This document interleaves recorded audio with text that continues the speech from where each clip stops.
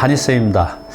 이번 챕터에서는요, 건축주가 꼭 알아야 될 건축 상식에 대해서 이제 말씀을 드릴 건데요. 첫 번째 주제로 건축 컨셉 잘못 잡으면 망한다. 망한다는 게 약간 이제 가한 표현일 수도 있겠지만, 제가 여기서 이 망한다는 표현은 예를 들어서 한 1, 2억 정도를 내가 더 손해볼 수도 있는 상황, 그러니까 더 벌 수도 있는 것을 못 벌게 되는 상황들이 있을 수 있다는 거죠. 그 이상도 있고요. 진짜 1, 2억이 아니라 잘못하면 내 전 재산을 다 날릴 수도 있는 그런 이제 상황이 될 수도 있어요. 그래서 이 건축 컨셉을 이제 잘 잡아야 되는데요. 이거에 대해서 좀 설명 좀 드리려고 합니다. 자, 나한테 꼭 맞는 컨셉, 건축 컨셉을 잡는 방법인데요. 이건 개인마다, 상황마다, 또 지역마다 다 다릅니다. 특히 내 개인 상황에 따라서 이 컨셉이 다 달라지는데요. 자, 어떤 상황일까요? 일단 나의 상황입니다. 지금 내가 예를 들어서 대출을 받든 아니면 집을 팔아서 내가 만들 수 있는 현금 금액, 그죠? 이 보유 금액에 따라서 지역, 상품 규모가 다 달라지죠. 두 번째, 내 보유 부동산의 현황. 이건 무슨 말이냐면요. 예를 들어서 내가 집이 몇 주택이 있냐에 따라서 어떤 상품을 개발하냐에 따라서 세금이 좀 달라지거든요. 그래서 여러분들이 갖고 있는 부동산 상황에 따라서 어떤 상품으로 접근할지, 또 임대 사업을 낼지 말지, 아니면 그냥 주택 신축 판매업으로 해서 할지, 그것은 이제 여러분들이 갖고 있는 이제 부동산 현황에 따라서 접근 방법이 좀 달라질 수 있다는 겁니다. 또 투자 희망 지역, 다들 좋은 지역에 하기를 원하시겠지만 가성비가 좋은 지역에 들어가는 게 중요해요. 특히 처음에 하시는 분들은 내가 사는 동네 주변으로 하시는 분들이 많은데, 그게 나쁘다는 게 아니라 그 지역이 좋지 않다고 하면 그 지역을 벗어나야 됩니다. 그런데 놀랍게도 내가 살고 있는 지역에서 하시는 분들이 거의 대부분이에요.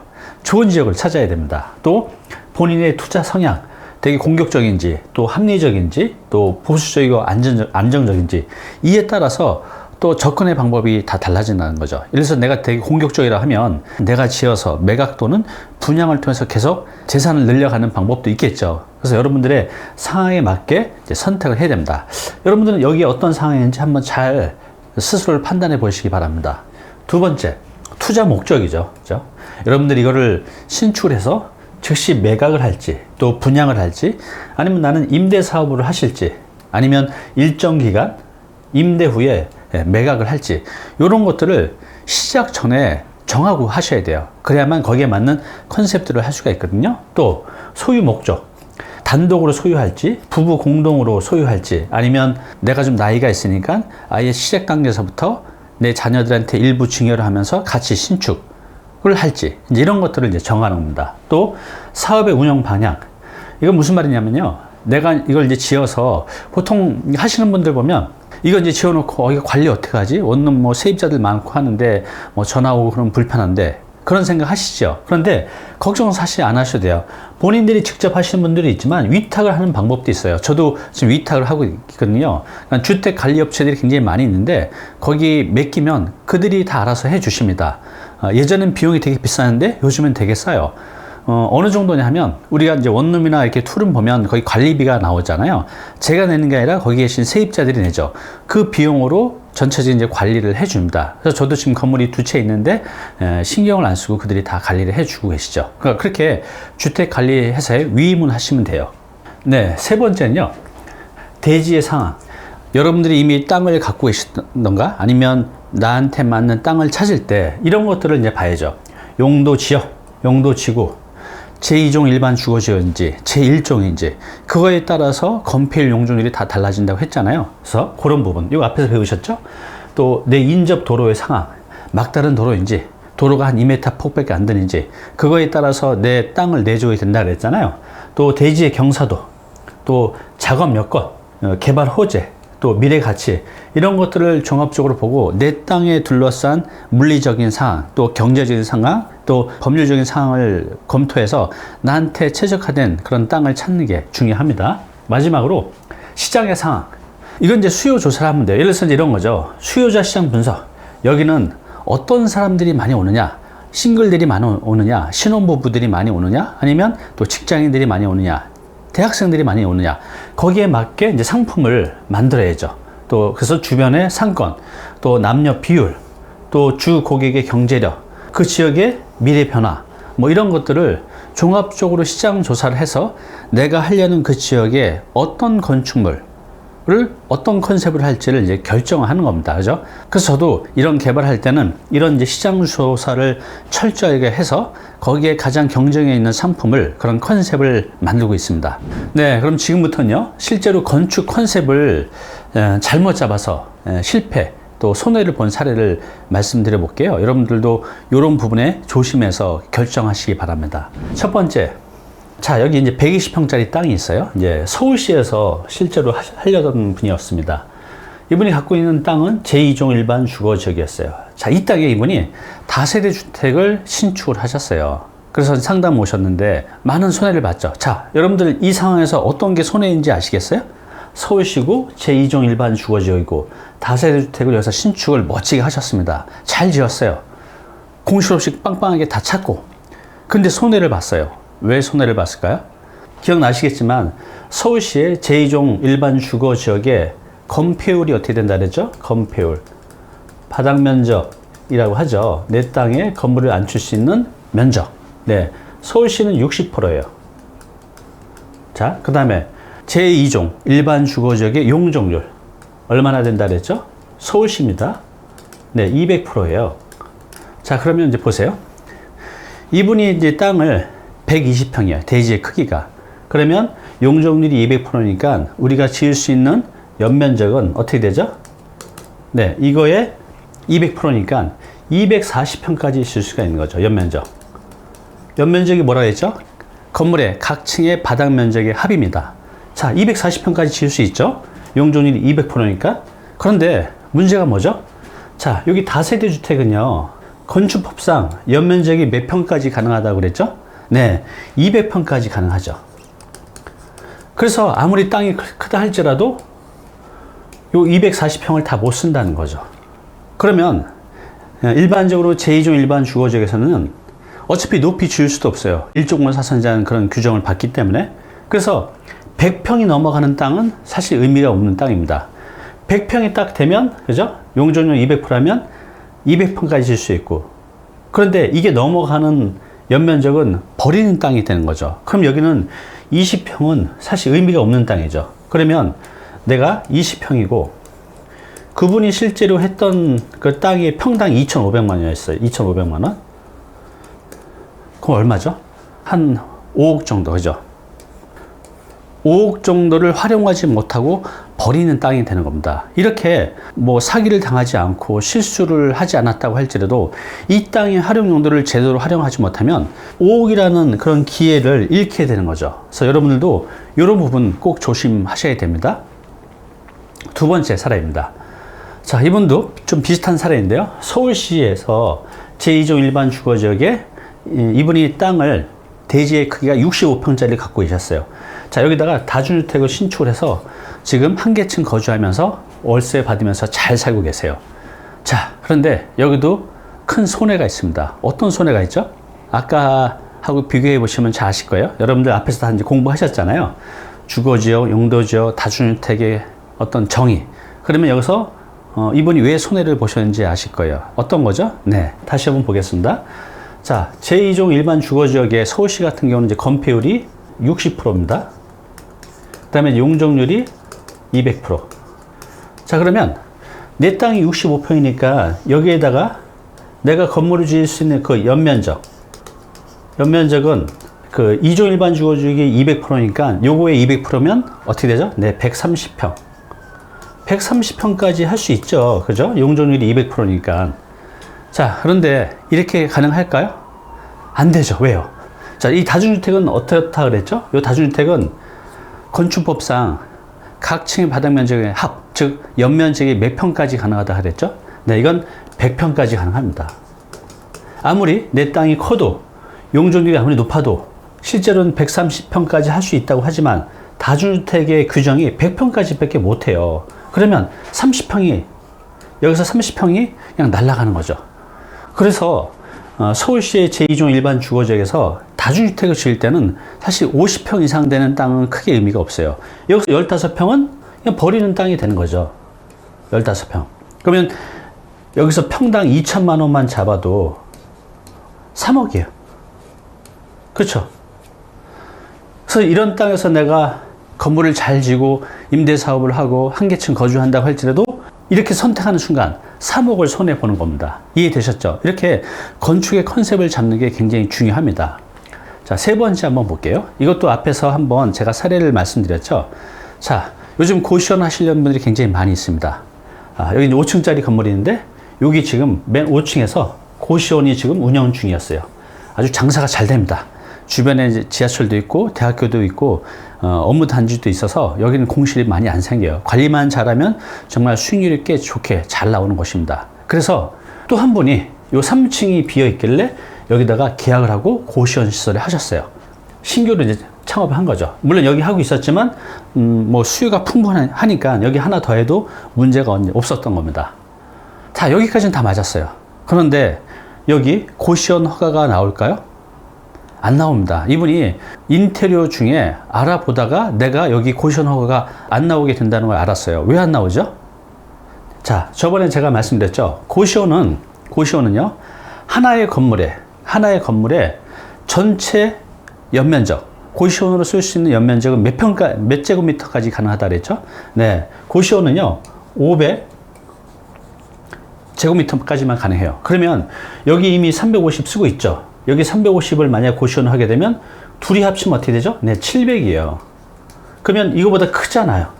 이렇게 되면 고시원 허가가 안 나옵니다. 물론 그러면 여기 안 되니까 여기서 잘라서 150 제곱미터까지만 하면 되는데 사실 이렇게 해가지고는 사업성이 안 나오죠.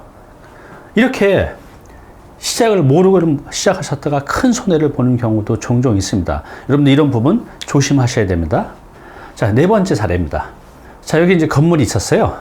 기존에 있던 이제 근린생활시설 건물인데 주변에 주차장을 더 확보할 수 있는 곳도 땅이 있었습니다. 자, 제가 저번에 말씀드렸죠. 용도 변경을 할 때 가장 중요한 게 이제 주차장 수라고. 자, 여긴 기존에 이제 근린생활시설 건물인데 원룸 수요가 많아서 여기를 이제 도시형 생활주택으로 용도 변경을 해서 합법적으로 운영을 하려고 하셨습니다. 이걸 매입하셨어요. 그리고 이것을 도시형 생활주택으로 용도 변경을 하려면 주차장 수가 더 늘어나게 되거든요. 근데 이 대지의 빈 공간에 주차장을 충분히 확보할 수 있었기 때문에 문제가 없었어요. 그런데 용도 변경이 안 됐습니다. 왜 안 됐을까요? 네, 이건 조금 더 전문적인 얘기인데요. 자, 우리가 이제 근린생활시설을 지을 때는 그 대지 안의 공지 개념이 있거든요. 앞에서 잠깐 말씀드렸죠. 내 땅의 경계선으로부터 이쪽으로 0.5m씩 후퇴를 해야 돼요. 근생이나 다중 다가구 이런 단독주택은. 그런데 지금 이분이 하려고 했던 것은 도시형 생활주택이에요. 근데 도시형 생활주택으로 용도 변경을 하려고 하면 요건 이제 공동주택에 포함이 되거든요. 다세대 주택, 연립주택, 아파트, 도시형 생활주택 이런 것들이 이제 공동주택이죠. 그런데 서울시에서 이런 공동주택을 지으려고 하면 이 대지 안의 공지 규정이 0.5m가 아니라 1m를 후퇴해야 돼요. 1m를 후퇴해야만 용도 변경이 가능해요. 근데 이미 건축물이 50cm로 딱 붙어져 있잖아요. 이렇게 되면 용도 변경 안 됩니다. 아무리 주차가 확보된다고 할지라도. 그래서 여러분들이 용도 변경할 때는 어떤 컨설팅 업체 말만 믿지 마시고요. 이게 정말 되는지, 주차장은 가능한지, 또 이런 대지 안의 공지 규정에 문제가 없는지 정화조도 봐야 되거든요. 그래서 이런 것들을 이제 종합적으로 보고 용도 변경 가능 여부를 판단해야 됩니다. 여러분이 이제 혼자서 판단하기 힘드시니까요. 건축사한테 상담을 받으셔서 이게 가능 여부를 사전에 또 반드시 체크하시고 결정하셔야 됩니다. 자, 다섯 번째입니다. 기존에 이제 건축물이 있었는데 교육연구 시설이었습니다. 이게 이제 학원 건물이었어요. 이게 이제 학원 건물이었는데 제가 앞에서도 잠깐 말씀드렸잖아요. 요즘 학원 사업이 잘 안 됩니다. 그래서 이분이 갖고 있는 게 이제 5층짜리 건물인데 1층은 근생이고 2층부터 4층이 학원인데 두 개 층이 공실이었어요. 왜? 요즘 학원 사업이 잘 안 되니까요. 그래서 이분이 이제 이걸 매입한 다음에 2층, 3층을 근린생활시설로 용도 변경해서 다른 업종을 유치하려고 했었어요. 또 이 건물이 싸게 나왔고요. 그래서 이분이 아주 기분 좋게 매입을 했죠. 자, 그런데 자, 교육연구시설을 근린생활시설로 용도 변경하려면 할 수 있죠. 근데 뭐가 더 필요하다 그랬죠? 네, 주차장이 더 필요합니다. 왜냐하면 교육연구시설을 할 때보다 근린생활시설을 할 때 우리 서울시 주차 조례에 보면 주차장이 더 필요해요. 그런데 이 건물은 보신 것처럼 이게 대지 경계선인데 주차 4대 위에는 더 이상 주차를 할 공간이 없어요. 이렇게 되면 교육연구시설을 근린생활시설로 용도 변경 안 됩니다. 이 건물은 신축을 하지 않는 한은 계속 이 상태로 써야 돼요. 이분은 지금 아직도 공실 상태예요. 얼마나 큰 손해겠습니까? 자, 이런 부분 정말 조심하셔야 됩니다. 지금 이제 개발 컨셉을 말씀드리는 겁니다. 근데 개발 컨셉을 잡아놨는데 아예 매입하는 단계에서 그게 적용이 안 돼서 타 법 때문에 허가가 안 돼서 안 되는 경우도 많이 있다는 겁니다. 근데 그런 부분을 이제 조심하셔야 돼요. 자, 이번에는 뭐냐면요. 지구 단위 계획 구역이 있는 경우를 조심하셔야 돼요. 여러분들이 토지 이용 계획 학원을 떼보면 무슨 지구 단위 계획 이렇게 잡혀져 있는 데가 있어요. 그런 데는 반드시 해당 구청, 뭐 도시계획과나 그런데 건축가에 전화하시면 돼요. 지금 내 땅이 무슨 동, 몇 번지 몇 호인데 여기 지구 단위 계획 구역으로 잡혀져 있는데 내가 신축할 때 어떤 제한이 있느냐? 이것을 이제 정확히 물어봐야 되죠. 제가 아시는 분이 요 땅을 매입하셨어요. 한 40평 정도 되는, 40평이 채 안 됐어요. 한 38평인가 됐습니다. 근데 이 땅을 이제 매입을 하셨는데 토지이용계획 확인원상에 분명히 지구 단위 계획 구역으로 잡혀져 있었어요. 자, 그래서 이분이 이걸 사서 여기다가 다주택, 원룸 건물을 신축하려고 했습니다. 그런데 신축이 안 된대요. 왜 그럴까요? 네. 지구 단위 계획 구역에 보면요. 다 그런 건 아니지만 단독 신축 개발을 허가하지 않는 경우가 있어요. 여기 같은 경우 이렇게 보면 당신하고 당신 이렇게 셋이서 공동으로 한꺼번에 신축할 때만 신축 허가를 내드리겠습니다. 이런 이제 규정이 있었던 거죠. 지구 단위 계획 구역에. 이분은 그래서 아직도 신축을 못하고 계십니다. 이렇게 된 지가 벌써 1년이 넘으셨어요. 자, 이런 땅 사면 큰일 나겠죠.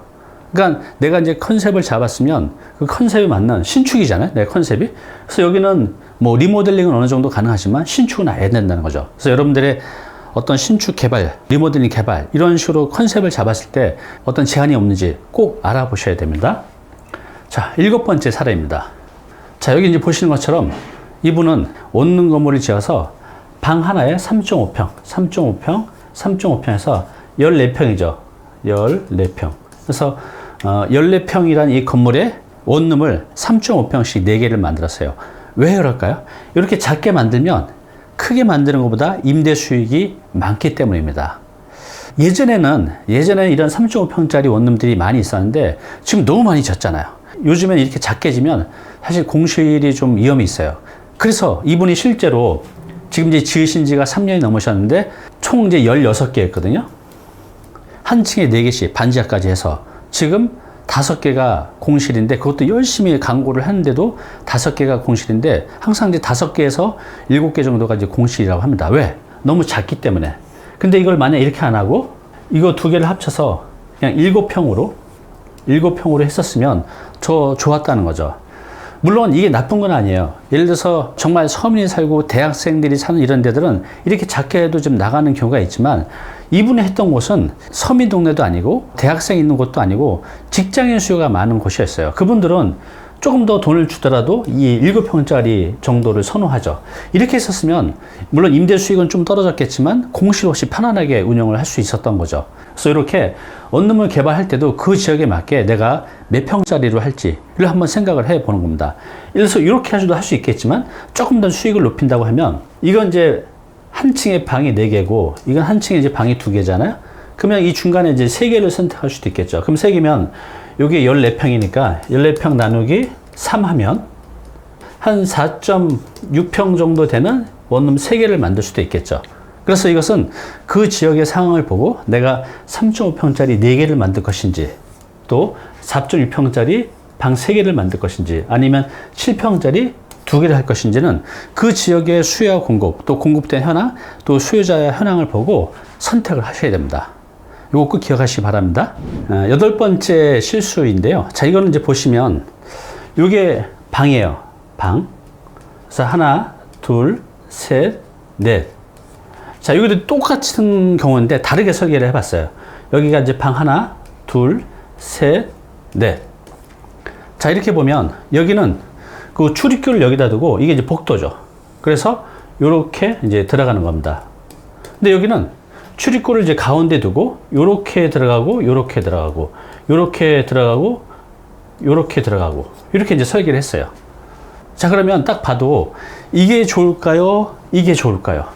근데 당연히 이게 더 좋죠. 아무래도 이게 복도식보다는 이렇게 들어가고 이렇게 들어가는 게 더 낫고, 뭐가 또 다르죠?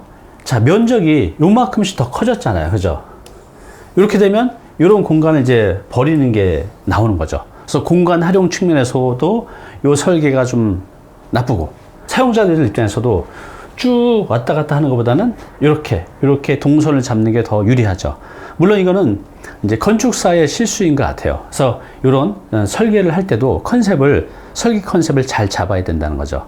네, 이번에는요, 건축 컨셉을 잘 잡아서 성공한 사례 몇 가지 한번 보여드리겠습니다. 자, 여기 보면 아주 작은 짜투리탕이 있어요. 한 대여섯 평 되는 땅인데 5층 건물로 지었어요. 5층 건물로. 그죠? 그런데 여기 보시면 5층은 단독주택, 그리고 나머지 4개 층은 근린생활시설 고시원으로 했던 거죠. 그래서 여기는 수익성이 굉장히 잘 나왔어요. 자, 이런 땅에, 보통 이런 작은 땅에 뭘 할 수도 있죠? 여기 보시면 제3종 일반 주거지역이에요. 그러니까 건폐율이 서울시 같은 경우는 50%죠. 용적률이 250%지만. 그런데 여기다가 만약에 다중주택을 지었다고 하면 지상으로 3계층밖에 못 짓잖아요. 다가구도 역시 3계층밖에 못 짓고, 또 역시 땅이 작기 때문에 다가구는 여기 안 맞아요. 다중이나 이런 고시원 건물을 짓는 게 맞는데, 여기는 북쪽으로 땅이 길어서 일조권 사선 제한도 덜 받는 땅이에요. 그래서 5층까지 지을 수가 있었죠. 만약에 여기다가 다중주택을 지었으면 3층까지 밖에 활용을 못 하는데 2개 층을 더 지어서 사업성이 굉장히 좋아졌습니다. 이게 설계도인데, 북쪽에 주차 2대 두고 이렇게 해서 5층까지 똑바로 올라간 겁니다. 내 땅의 형태, 또 모양, 또 크기에 따라서 어떤 건축물을 하느냐, 어떤 컨셉을 하냐에 따라서 수익률이 굉장히 크게 왔다 갔다 합니다. 두 번째요. 이건 뭐 제가 한 건 아닌데 이전에 잡지책에서 본 거가 있어서 제가 사진으로 한번 남겨봤습니다. 자, 이게 다세대 주택이에요. 맨 위층에 보면 이게 옥상인데 너무 예쁘죠. 이것은 요 안쪽에서 바깥쪽을 이제 본 거예요. 너무 예쁘죠. 그리고 올라가는 층계도 이렇게 정말 카페처럼 예쁘게 만들어 놓고, 제가 예전에 이제 사진에서 보고 제가 그 위에 이제 개발할 때 이런 컨셉들을 이제 많이 활용했었어요. 건축주가 너무나 좋아해요. 여기서 딱 커피 한 잔 마시면서 밖을 바라보고 있으면 도심에서 전원생활 한 듯한 이제 그런 이제 느낌을 받는 거죠.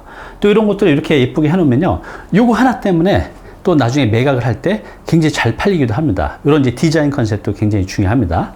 이런 것도 있어요. 여기 이렇게 이제 노후화된 건물이 있는데요. 이 건물을 철거하고 새로 신축하는 방법도 있겠죠. 그런데 일단 신축을 하게 되면 뭐가 문제냐면, 예전 건물은 주차장이 없는 경우가 많았어요. 그래서 1층부터 그냥 쭉 지었는데 이걸 새로 짓게 되면 1층에 다 주차장 들어가야 되죠. 또 건폐율 작아지죠. 예전에는 그 건축법이 좀 완화돼서 주차장이 덜 들어가고 건폐율도 넓었고, 그런데 이런 걸 새로 짓게 되면 1층 주차장이기 때문에 1층 다 날아가고 건물 작아지고, 자, 이럴 때는 오히려 신축을 하는 것보다 이렇게 리모델링을 해서 임대를 하거나 이제 매각하는 게 더 좋을 때도 있어요. 그러니까 무조건 신축이 아니라 어떤 상황에서는요, 리모델링을 통해서 가는 게 훨씬 더 좋을 때가 있습니다. 건축 컨셉 얼마나 중요한지 아셨겠죠?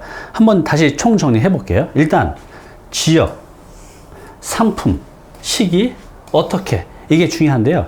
자, 지역은 가장 중요하죠. 내가 어느 지역을 하냐에 따라서 미래가치, 또 내가 운영에 따른 여러 가지 그 장단점이 있잖아요. 그래서 도심, 역세권, 일자리 주변, 또 수요와 공급을 분석해서 수요가 많은 곳, 또 매가 대비 전세 비율이 높은 곳. 이건 이제 무슨 말이냐면요, 내가 나중에 최악의 경우 이런 부분이 좋다는 거죠. 예를 들어서 매매가 대비 전세 비율이 높은 곳은 전세가가 90%가 넘는 데도 많이 있습니다. 그러니까 예를 들어서 하나의 가격이 2억 5천인데 전세는 한 2억 3천 4천 그래요. 자, 이런 데들은요, 내가 지어서 분양이나 매각이나 뭐 임대를 할 때 마찬가지고요. 경기가 안 좋아서 분양이 안 돼요. 근데 전세는 잘 나가죠. 근데 이런 데는 전세를 다 두면요, 내가 투자한 돈을 다 회수하고도 돈이 남아요. 왜? 전세 비율이 높으니까. 그러니까 이런 데들은 굉장히 안전한 지역이죠. 또 내가 나중에 지어서 건축비 부족한 것을 내 돈이 없으니까 전세를 놓고 은행빚을 갚든 아니면 건축비를 상환하든, 이때 전세 비율을 높이면 내 돈이 아닌 남의 돈이지만 이자가 없는 무이자 돈으로 줄 수 있기 때문에 이런 부분에서도 굉장히 중요해요. 그래서 여러분들이 지역 선정할 때 이런 것들을 이제 보고 하시고요. 상품은 제가 앞에서 설명드렸죠. 다중주택, 다가구주택, 다세대주택, 도시업하자주택, 뭐 고시원, 아니면 이제 이것을 상가주택, 점포주택처럼 섞어서 지을 수도 있어요. 그래서 이렇게 어떤 상품을 할지를 어느 지역의 수요 공급 또 땅의 크기에 맞춰서 그 상품을 구성하는 게 중요합니다. 시기. 여기 이제 들으신 분들은 제가 아까 가정을 앞에서 말씀드렸어요. 은퇴를 앞두고 있는 직장인들. 그래서 이런 것들을 언제 해야 되죠? 여러분들이 은퇴하고 하지 마시고요. 적어도 퇴직 1년에서 3년 전에는 해 두시기 바랍니다. 내가 이렇게 딱 해놓고 퇴직을 하면 만사 편하죠. 근데 퇴직해서 하려고 하면요. 당장 월급 나오는 거 없죠. 굉장히 조바심이 나요. 이럴 때 이제 실수를 하게 되거든요. 그러니까 여러분들이 은퇴 적어도 3년 전에는 여유 있게 해놓고 은퇴해서 행복하게 사시기 바랍니다. 자, 마지막으로 어떻게 뭐죠? 신축 개발을 하실 수도 있어요. 지금 제가 하는 이 사업의 주요 목적은 신축 개발입니다. 근데 보통 사람들은 그냥 시장에 있는 거 부동산 가서 매입을 하겠죠. 그런데 이게 만약에 20억이면요. 내가 직접 지으면 한 15억에서 한 17억이면 진다는 거죠. 그러면 이거는 소매가지만 이건 공장도 가격이에요. 그래서 조금 어렵지만 신축이 더 낫다는 거죠. 아니면 기존 건물을 사서 리모델링 하는 방법도 있습니다. 자, 어쨌든 이렇게 여러분이 신축 개발을 하든 기존 건물을 사서 약간 손을 보든 아니면 그냥 시장에 나와 있는 물건을 매입하시든 했을 때 목적을 정하셔야 돼요. 내가 이렇게 한 다음에 즉시 매각을 할 것인지 아니면 일정 기간 보유 후에 매각을 할 것인지 또는 나는 임대사업자를 내서 임대사업을 할 것인지 아니면 나는 한 개층 거주하고 나머지는 임대를 줄 테야. 이런 것들이 내가 시작하기 전에 미리 정해져 있어야 된다는 거죠. 네, 오늘은요. 건축 컨셉 굉장히 중요해요. 이 건축 컨셉을 잘못 잡으면 크게 손해를 볼 수도 있고 또 반대로 크게 이익을 볼 수도 있습니다. 근데 이 건축 컨셉은요. 좀 어느 정도 이제 통찰이 필요한 것 같아요. 그래서 이 수업을 듣고 어느 정도 감이 있는 분들은 대략의 컨셉은 잡으실 수 있을 거예요.